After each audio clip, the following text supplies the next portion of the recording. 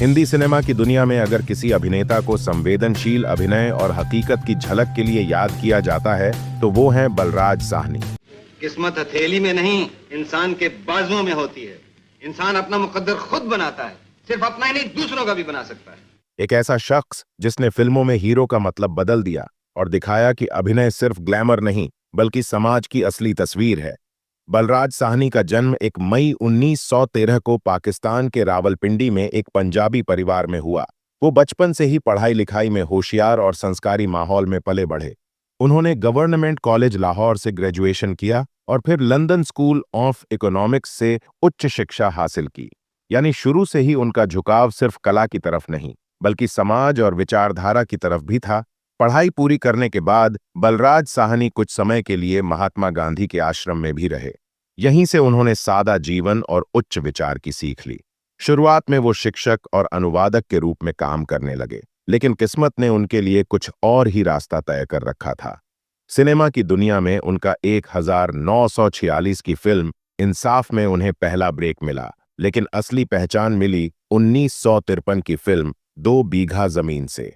बिमल रॉय की इस फिल्म में उन्होंने एक किसान का रोल निभाया जो अपनी जमीन बचाने के लिए हर हाल में संघर्ष करता है।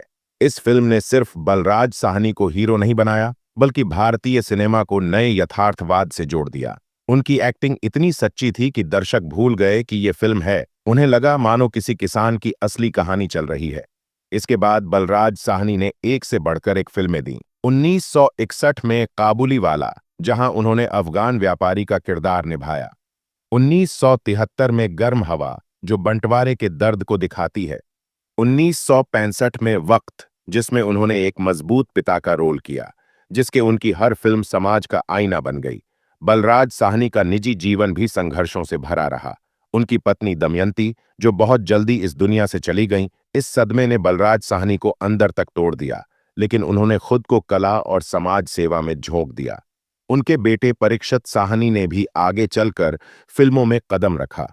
बलराज साहनी सिर्फ अभिनेता ही नहीं बल्कि लेखक और विचारक भी थे। उन्होंने कई किताबें लिखीं, जिनमें उनकी आत्मकथा और यात्रा वृत्तांत शामिल हैं। उनकी लेखनी और विचार आज भी नौजवानों को प्रेरित करते हैं।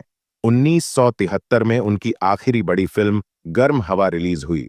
इस फिल्म में उन्होंने बंटवारे के दर्द से जूझते एक मुस्लिम पिता का रोल किया।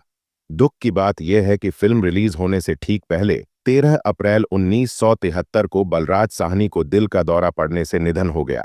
ये इत्तेफाक ही था कि उनकी जिंदगी का आखिरी रोल भी दर्द और जुदाई का था।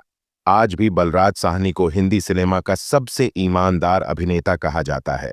उन्होंने कभी चमक धमक का रास्ता नहीं चुना, बल्कि वही किया जो सच्चा था। उनकी एक्टिंग, उनका सोचने का अंदाज और समाज के लिए उनका योगदान आने वाली पीढ़ियों को हमेशा रास्ता दिखाता रहेगा। बलराज साहनी सिर्फ एक्टर नहीं थे, वो एक विचार थे। एक ऐसा विचार जिसने सिनेमा को समाज का आईना बना दिया। उनकी फिल्में, उनके किरदार और उनकी आवाज आज भी हमें याद दिलाती है कि सच्चा कलाकार वही है जो दिल से जुड़े और समाज की बात करे। अगर आपको बलराज साहनी की ये प्रेरणादायक कहानी अच्छी लगी तो वीडियो को लाइक और शेयर जरूर करें और हमारे चैनल को सब्सक्राइब करना ना भूलें ताकि हम आपके लिए और भी ऐसी प्रेरक कहानियां लाते रहें।